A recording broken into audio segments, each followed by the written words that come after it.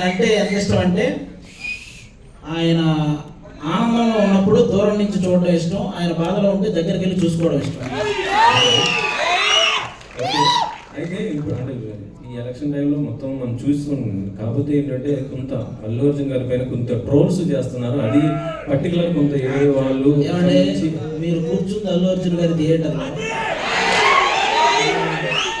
అల్లు అర్జున్ గారి గురించి ఇప్పుడు ఒక నేషనల్ అవార్డు విన్నారండి.